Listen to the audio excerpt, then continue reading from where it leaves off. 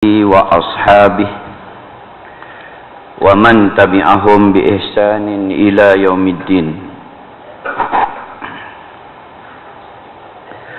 قال رب اشرح لي صدري ويسر لي أمري واحلل عقدة من لساني يفقه قولي. قال الله تعالى في القرآن العظيم: اليوم أكملت لكم دينكم وأتممت عليكم نعمتي ورضيت لكم الإسلام دينا. وقال الله تعالى أيضا: واتقوا يوما ترجعون فيه إلى الله ثم توفى كل نفس ما كسبت وهم لا يظلمون. وقال الله تعالى أيضا: يا أيها الذين آمنوا اتقوا الله وذروا ما بقي من الربا إن كنتم مؤمنين. وقال الله تعالى أيضا: يا أيها الذين آمنوا اتقوا الله يا أيها الذين آمنوا إذا تداينتم بدين إلى أجل مسمى فاكتبوه. إلى آخر ayat. Yang dimuliakan Tuan Pengurusi Majlis, barisan saf kepimpinan, jawatan kuasa, seterusnya tuan-tuan imam, tuan-tuan haji, puan-puan hajjah, tuan-tuan guru, hadirin dan hadirat, muslimin dan muslimat yang dirahmati oleh Allah Subhanahu wa taala. Pertama-tamanya dan selama-lamanya kita mengucapkan syukur kepada Allah Subhanahu wa taala di atas anugerah yang Allah beri pinjam kepada kita dengan nikmat ikhtiyariyah, dengan nikmat fitriyah, dengan nikmat alamah, dan dengan nikmat yang disebut sebagai nikmatut tauhid. Kita pergunakan nikmat yang dianugerahkan itu untuk terus kita mencari jalan berada dalam keadaan yang diredainya, dalam situasi kita mengamalkan ajaran yang dibawa oleh kekasihnya Nabi Muhammad sallallahu alaihi wasallam, menepati apa yang dibawa oleh Rasul dan para sahabat. Wa ma atakumur rasul fakhuzuh, apa yang dibawa oleh Rasul itu ikutlah. Wa ma nahakum, dan apa yang Nabi larang itu maka tinggalkanlah.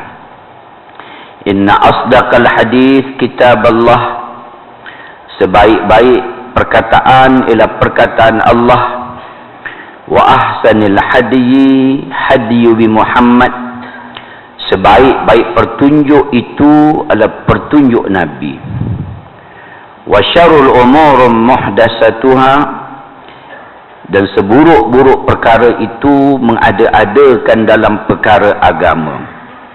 Wa kullu bid'atin dhalalah, perkara yang diada-adakan itu sesat. Wa kullu dhalalatin finnar, dan setiap yang sesat itu tempatnya adalah neraka. Tuan-tuan dan puan-puan, pada malam ini kita akan bicarakan tentang ayat yang terakhir turun di atas muka dunia ini, di mana ayat terakhir turun ada beberapa pandangan daripada para ulama. Di antaranya Imam As-Sayuti dan juga 6 ulama-ulama yang lain. Ayat yang terakhir turun ada yang mengatakan, iaitu al-yawma akmaltu lakum dinakum wa atmamtu alaikum ni'mati wa raditu lakumul islam dina. Maka pada hari ini aku sempurnakan bagi kamu akan agama kamu. Itu suratul Maidah pada ayat yang ketiga. Ada pendapat ulama lagi mengatakan ayat terakhir turun ialah daripada suratul Baqarah pada ayat 281. Wattaqu yawman turja'una fihi ila Allah summa tuwaffa kullu nafsin ma kasabat wa hum la yuzlamun. Dan peliharalah diri kamu dari huru-hara hari kiamat, yang padanya kamu akan dikembalikan kepada Allah Subhanahu wa ta'ala. Daripada suratul Baqarah ayat 281. Ada para ulama mengatakan ayat yang terakhir turun ialah ya ayyuhalladzina amanu taqullah wa dharu ma baqiya minar riba in kuntum mu'minin.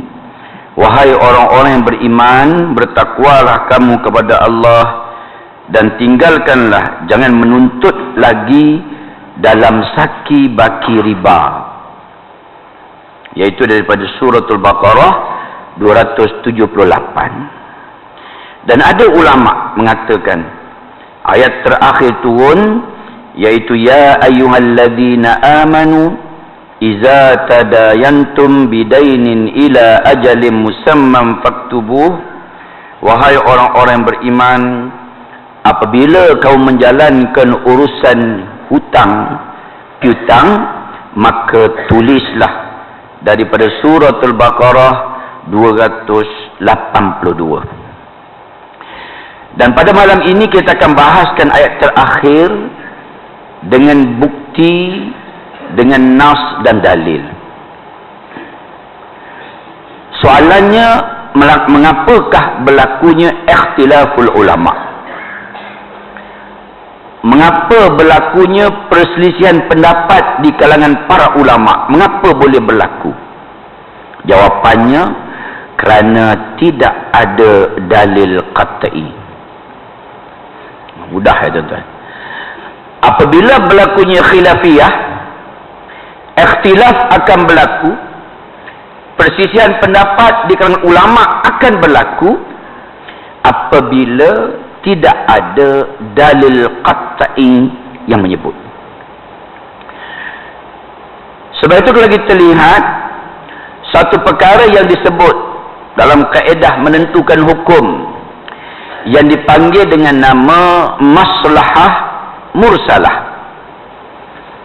Apa dia maslahah mursalah? Yaitu perkara tidak ada dalil yang menyuruh dan tidak ada dalil yang melarang. Dalil suruh pun tak ada, dalil larang pun tak ada, maka digelar dengan nama maslahah mursalah. Jadi perbahasan kita pada hari ini tuan-tuan, dalil secara qat'i, secara jelas menyebut tentang ayat terakhir tak ada, maka dikategorikan sebagai khilaf. Ulama berselisih pendapat. Apabila berlakunya persisian faham di kalangan para ulama, kalau ijtihad ulama ni tadi betul, maka dia akan dapat 2 pahala.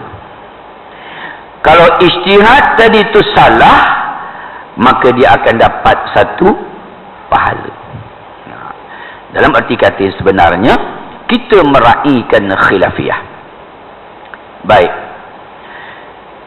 Dalil yang mengatakan ayat yang terakhir turun, al-yawma akmaltu lakum dinakum wa atmamtu alaikum ni'mati wa raditu lakumul islam madina. Pada hari ini aku sempurnakan bagi kamu agama kamu dan aku telah cukupkan nikmatku kepada kamu dan aku redha akan Islam menjadi agama untuk kamu.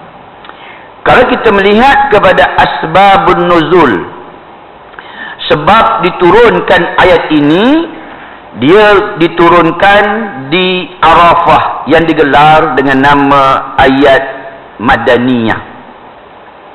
Apa dia ayat Madaniyah? Ayat Madaniyah iaitu ayat yang turun selepas daripada hijrah. Walaupun Arafah itu Mekah, maka tidak dipanggil ia dengan nama ayat Makkiyah, tapi digelar dengan nama ayat Madaniyah kerana ayat itu turun selepas daripada hijrah. Ayat ini dikaitkan dengan haji Nabi yang terakhir. Haji Nabi yang terakhir, mana dia itu yang pertama dan itu yang terakhir, yang turunnya pada 29 hari bulan Zulhijjah ketika hari wukuf. Baginda Nabi berada di atas untanya, maka turun ayat pada waktu itu. Dan waktu itu kaki unta Rasul sallallahu alaihi wasallam nama Qaswah tadi tidak mampu lagi untuk berdiri. Nak menggambarkan beratnya tanggungan. Baik. Pendapat ini ditolak oleh sebahagian dari pendapat ulama yang lain.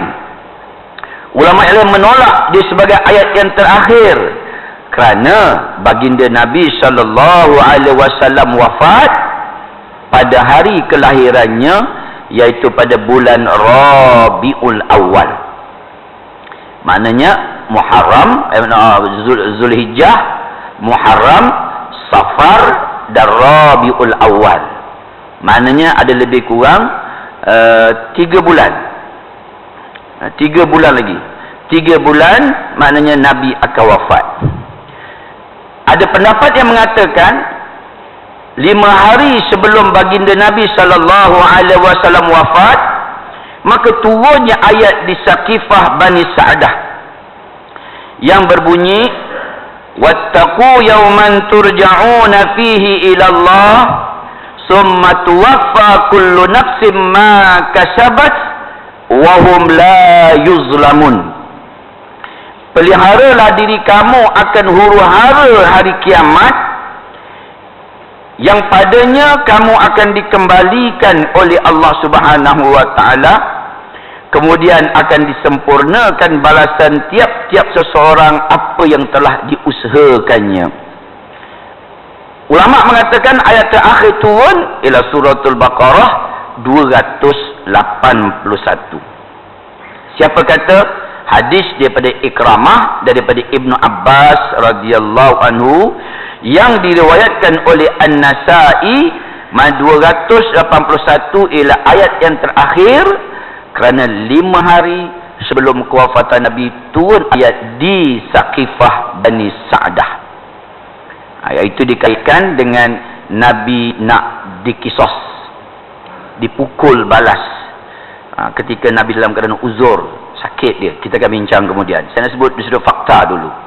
2. Dan pendapat yang ketiga yang mengatakan ayat yang terakhir turun iaitu ya ayyuhalladzina amanu taqullaha wa zaru ma baqiya minar riba. Wahai orang-orang yang beriman, bertakwalah kamu kepada Allah dan tinggalkanlah, jangan menuntut lagi saki baki riba. Pendapat ini ditolak oleh sebahagian daripada para ulama kerana baginda Nabi membacakan ayat ini ketika Haji Wada. Bila Haji Wada tu, mana dia berlaku pada bulan Zulhijjah. Nabi wafat pada bulan Rabiul Awal. Kemudian pendapat yang lain juga mengatakan ya ayyuhalladzina amanu iza tadayantum bidainin ila ajalin musamman faktubuh. Wahai orang-orang yang beriman, apabila kamu menjalankan urusan jual beli ataupun hutang piutang, maka tulislah dalam tempoh masa yang ditetapkan. Dikaitkan dengan ayat hutang. Mengapa ulama mengatakan ini sebagai ayat yang terakhir? Menurut Imam As-Sayuti, baginda Nabi meminta kepada Sayyidatina Aisyah radhiyallahu anha menjual baju besi dia. Menjual baju besi dia di waktu itu untuk menyelesaikan hutang dia. Sebab baju besi Nabi ini, baju perang Nabi ini ialah satu nostalgia atau satu, kita panggil apa tuan? Sentimental value. Kenangan indah dia melalui peperangan dengan baju ni. Tak. Dan nyatakan pada hari itu di rumah Nabi tidak ada lagi makanan, dan Aisyah pada waktu itu nak menerangkan rumah Nabi dah tak ada lagi minyak, duit dah habis, bayar hutang.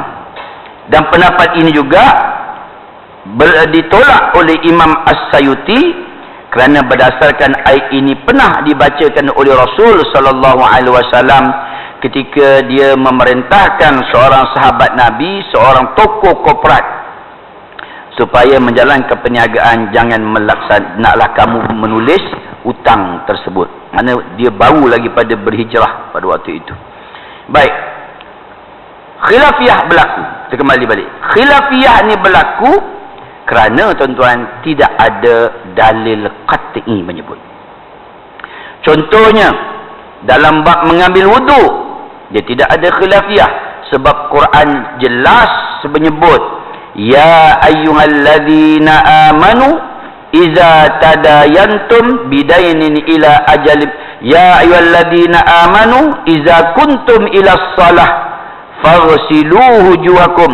Wahai orang beriman, kalau kamu nak solat, kamu basuh muka, kamu basuh dua tangan, kamu basuh kepala, kamu basuh kaki. Tidak ada khilaf, jelas Nabi menyebut.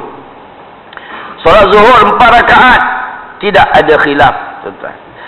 Musafir, Nabi melakukan qasar dan jamak, tidak ada khilaf.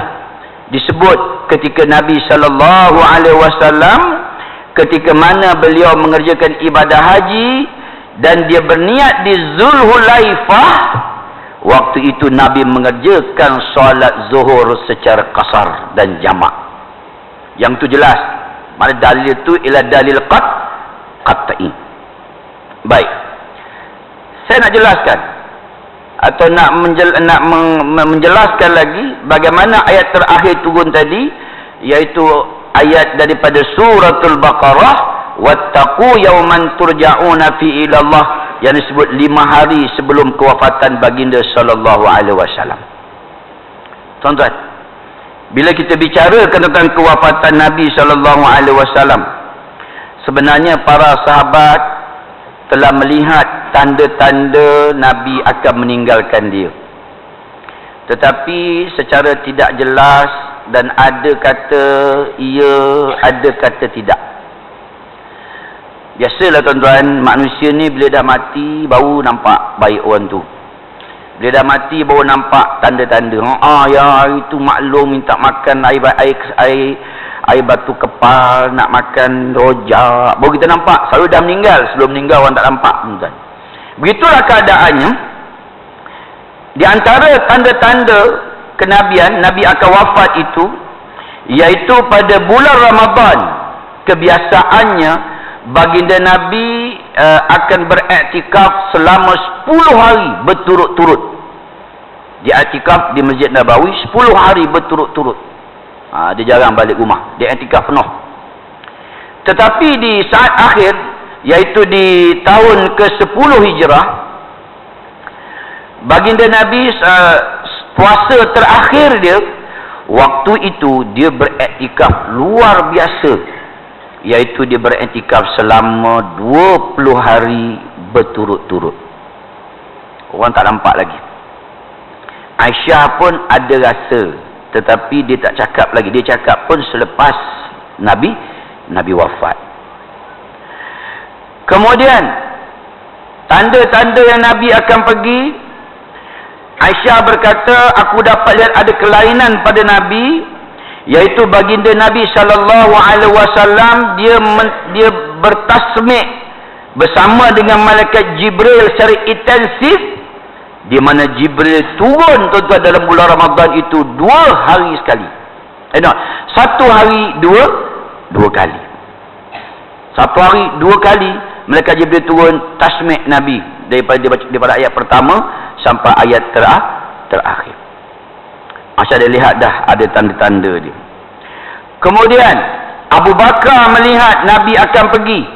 Apabila Nabi membacakan ayat daripada suratul Maidah, al-yawma akmaltu lakum dinakum wa atmamtu alaikum, ketika laksana haji wada' tu tadi, di mana unta Qaswah dia tak mampu lagi nak berdiri, Nabi kata hari ini maka sempurnanya agama. Abu Bakar kata, kalau agama dah sempurna, pastilah tuannya, kekasihnya akan diambil oleh Allah. Sebab itu waktu itu, di saat semua para sahabat bergembira, peraturan Allah dah selesai, hukum Allah telah selesai, peraturan mentadbir dunia telah selesai, undang-undang dah lengkap. Abu Bakar nampak ini tanda Nabi akan pergi. Itu dia menangis. Tapi para sahabat yang lain, dia suka sangat, gembira sangat, sebab undang-undang dah sempurna. Apa kata Umar radhiyallahu anhu? Umar kata, hari inilah aku tunggu sangat. Kerana apa? Aku takut agama Islam akan jadi seperti agama Musa. Musa wafat di saat Taurat belum sempurna. Aku takut dia akan jadi seperti agama Isa.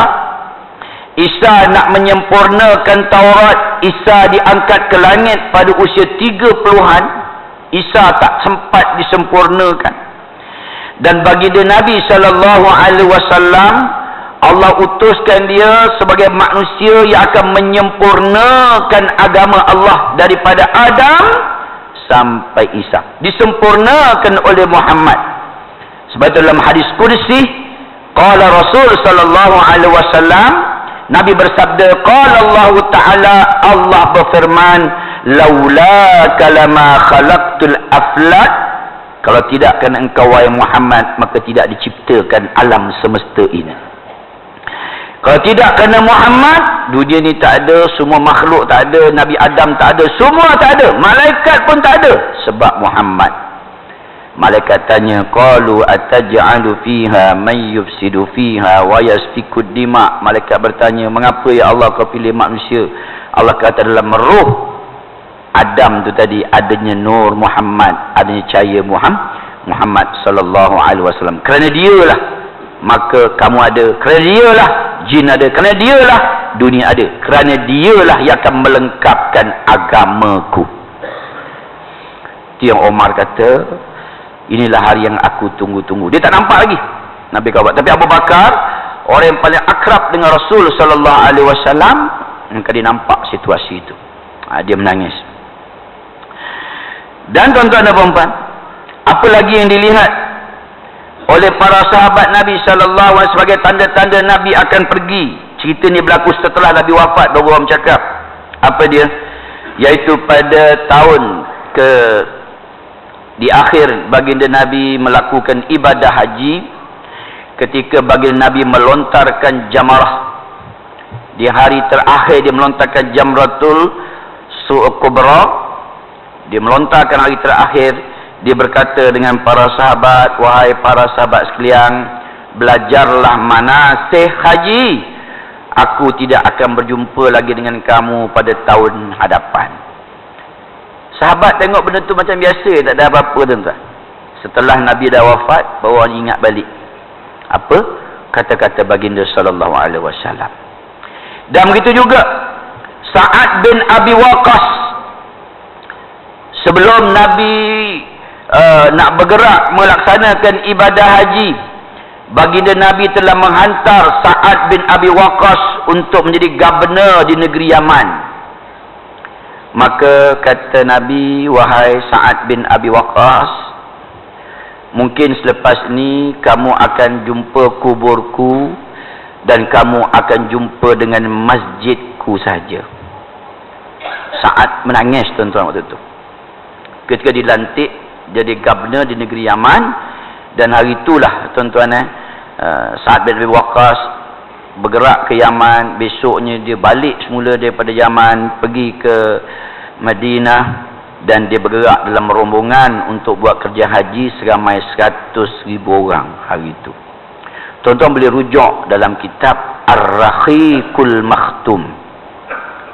Kitab Ar-Rahiqul Makhtum ni tuan-tuan adalah kitab yang saya dah baca hampir 10 tahun. Kali pertama saya buat kerja haji, saya jumpa kitab ni dekat Madinah Al-Munawwarah, dan kitab ini dipertandingkan di Arab Saudi daripada 5,000 kitab sirah. 5,000 kitab sirah. Dan dia mendapat tempat yang pertama kerana di dalamnya tidak ada satu pun hadis maudhu'. Saya ulangi.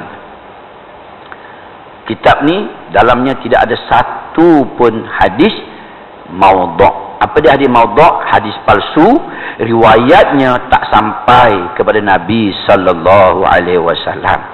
Hadis dhaif tak apa lagi tuan-tuan, masih lagi kita katakan hadis dhaif. Man kadzdzaba alayya muta'ammidan falyatabawwa maq'adahu minan nar. Mengada-adakan sesuatu yang tidak ada, yang Nabi tak pernah cakap, yang Nabi tak pernah buat, disandarkan kepada Nabi, tempatnya adalah neraka. Bukan saya nak menidakkan kitab-kitab yang ada, contoh Syama'il Muhammadiyah, kitab sirah. Kitab sirah Muhammadiyah ialah daripada Imam At-Tirmizi. Walaupun kitab itu dipertandingkan, tapi kitab mendapat tempat yang pertama. Tuan-tuan, 10 tahun saya jumpa kitab ni, saya mengajar di masjid-masjid. Di peringkat awal, orang kata ustaz ni bawa cerita baru. Benda yang tak pernah dengar. Bila saya mempertikaikan Nabi akhir hayatnya, ummati orang marah saya masa tu. Ustaz ni dapat cerita mana ni? Ya. Tapi alhamdulillah 10 tahun perjuangan saya nak letakkan kitab ni supaya dibaca oleh masyarakat Malaysia. Alhamdulillah hari ini telah diterima orang dan telah diterjemahkan. Tuan-tuan boleh carilah di kedai-kedai buku. Yang terbarunya diterbitkan oleh Dewan Bahasa dan Pustaka. Tuan-tuan boleh google sekarang, tengok kitab Ar-Rahiqul Makhtum yang ditulis oleh Sulaiman Saifur Rahman Mubarakfuri, orang India tu, tuan-tuan. Saifur Rahman Mubarak. Saya akan susun dia punya perjalanan. Baik. Sebab itu tuan-tuan, mengapa baginda Nabi menyebut Sa'ad bin Abi Waqqas? Dia kata, wahai Sa'ad, kamu mungkin lepas ni tak akan jumpa aku dah. Yang kamu akan jumpa adalah kuburku. Yang kamu akan jumpa ialah masjidku. Nabi cakap dengan Sa'ad ketika dia arahkan Sa'ad pergi jadi governor di negeri Yaman. Kerana tuan-tuan, Sa'ad bin Abi Waqqas lah seorang pemuda yang begitu kasih pada Rasul sallallahu alaihi wasallam. Di saat Nabi jatuh dalam peperangan Uhud, orang ramai-ramai nak bunuh Nabi, nak tombak Nabi. Dia datang tuan-tuan, dia menindih badan Rasul sallallahu alaihi wasallam. Dia sanggup mati kerana Nabi. Di saat topi besi Nabi itu pecah, masuk dalam pipi dia, memancut darah keluar. Dan orang yang mula-mula sekali ialah Sa'ad bin Abi Waqqas. Allahu Akbar. Kita beruntung jadi rakyat Malaysia kerana Sa'ad bin Abi Waqqas adalah salah seorang sahabat yang berdakwah sampai ke tanah Melayu ni. Wallahu alam, betul-betul tak tahu tuan, tapi bukti yang orang jumpa dikatakan di Gongzhou tu ada kubur Sa'ad bin Abi Waqqas. Itu sirah ni susah tuan-tuan nak membuktikan betul tak betul. Cuma kita boleh sebut bukti kuburnya ada di sana. Dan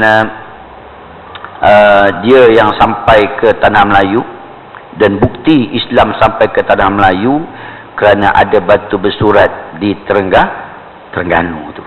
Pembuktian lah. Okey, saya nak kaitkan dengan kitab ni.